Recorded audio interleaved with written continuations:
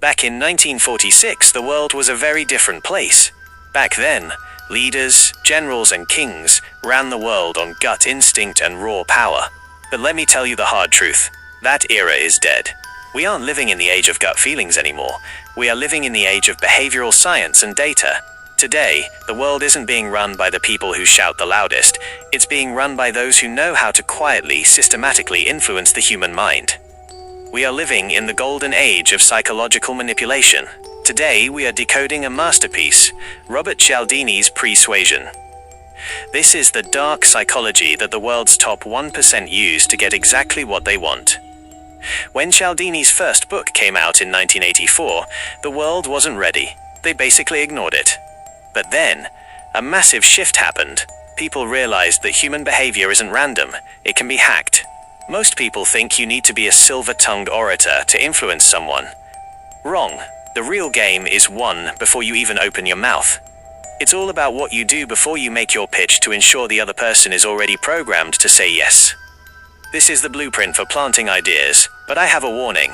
I'm going to decode a psychological trigger that is likely acting on your brain right now. If you want to be a grandmaster on the chessboard of life, pay close attention. The military strategists of the past thought you needed months of planning to win. But what if I told you that you could shift someone's decision in a single second? It's called the privileged moment. The world's elite don't just throw seeds into dry, rocky soil. They act like master gardeners. They prepare the ground. They get the person into a state of openness before they ask for the favor. Think about the anchoring trick. One of Cialdini's colleagues needed a $75,000 consulting fee. If he just said that number, the client might have balked. Instead, he joked, "Don't worry, I'm not charging you $1 million. The client laughed, but that $1 million number was now anchored in their subconscious. When he dropped the real $75,000 figure, it felt small, almost reasonable. It's the same reason a restaurant named Studio 97 Inches generates higher spending than Studio 17. The brain is primed by the scale of the number, but this only works if you've hacked trust. Take the case of Jim, a top-tier salesman. His secret wasn't the machine he sold, it was his accessibility. Before a meeting, he'd accidentally leave his briefcase in his car and ask the client for their house key to go grab it. By handing over the key to their most private space, their home, the client's brain subconsciously labeled Jim as safe. He established total trust before he ever mentioned a product. Now let's talk about weaponizing your own memory. It's called the positive test strategy. If I tell you that you're a stubborn person, your brain immediately scans your life for every time you refuse to budge. If I tell you that you're flexible, your brain highlights every time you help someone out. We find exactly what we are told to look for. This is why you have to be careful with the questions you ask yourself, and the ones others ask you. Your brain is constantly trying to multitask, but it's an illusion.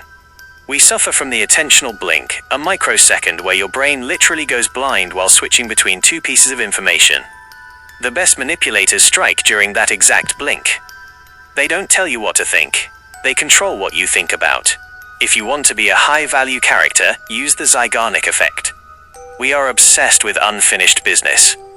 If you're working on a project, don't finish it completely. Leave one line or one paragraph hanging.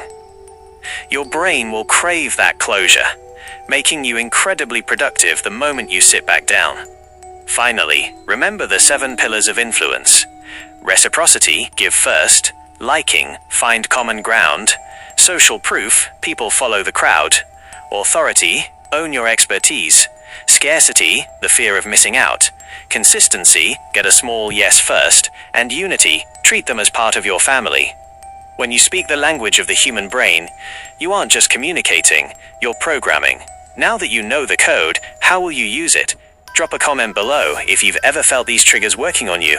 And don't forget to subscribe for more deep dives into the psychology of power.